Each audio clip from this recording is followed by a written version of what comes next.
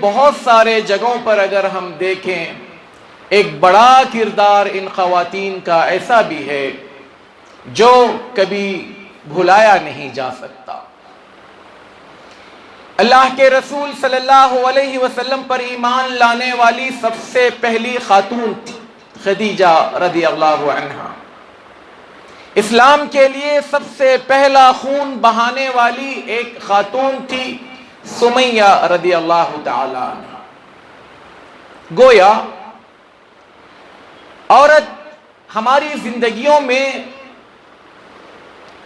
ایک ایسا رنگ ہے جس کے بغیر مرد کی زندگی ادھوری ہے، لیکن اللہ تبارک و تعالی نے اس عورت میں کچھ کمزوریاں رکھی۔ اللہ کے رسول صلی اللہ علیہ وسلم فرماتے ہیں کہ عورت کو اللہ تبارک و تعالی نے مرد کی پھسلی سے پیدا کیا، اور یہ پھسلی میں ٹیڑھ پن ہے، پھسلی سیدھی نہیں ہوتی۔ فرمایا تم عورت کی اس ٹیڑھ پن کے ساتھ اس کے ساتھ اچھا سلوک کرو، اس کے اس ٹیڑھ پن کے ساتھ اس کے ساتھ حسن معاشرت کرو۔ تم اگر اس کو سیدھا کرنے کے لیے جاؤ گے وہ ٹوٹ جائے گی۔ اور اللہ کے رسول صلی اللہ علیہ وسلم نے فرمایا کہ عورت عقل کے اعتبار سے اور دین کے اعتبار سے ناقص یعنی ادھوری ہوتی ہے۔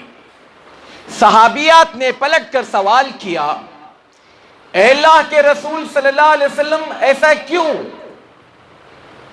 کہ ہم عورتوں کو ناقصات و عقل و دین کہا گیا، عقل کے اعتبار سے اور دین کے اعتبار سے کمزور ہے؟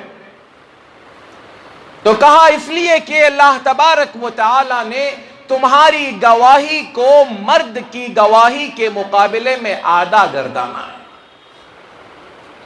یعنی دو عورتوں کی گواہی برابر ہوتی ہے ایک مرد کے گواہی کی۔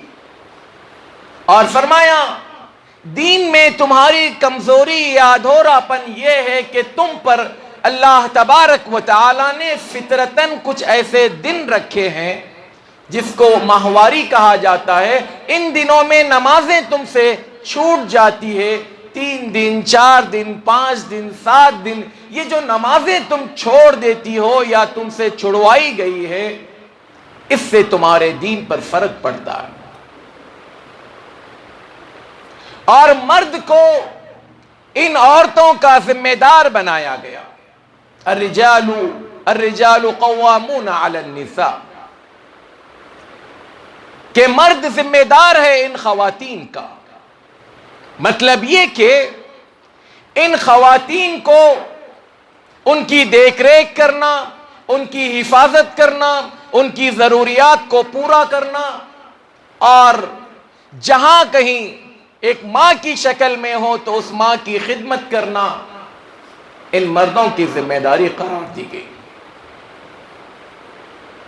اور اللہ تبارک و تعالی نے کمائی کی ذمہ داری بھی مردوں پر رکھی، تاکہ عورت اپنے گھر میں رہ کر اپنے شوہر کی، سامان کی، گھر کی، بچوں کی حفاظت کر سکے، ان کی تعلیم و تربیت کر سکے۔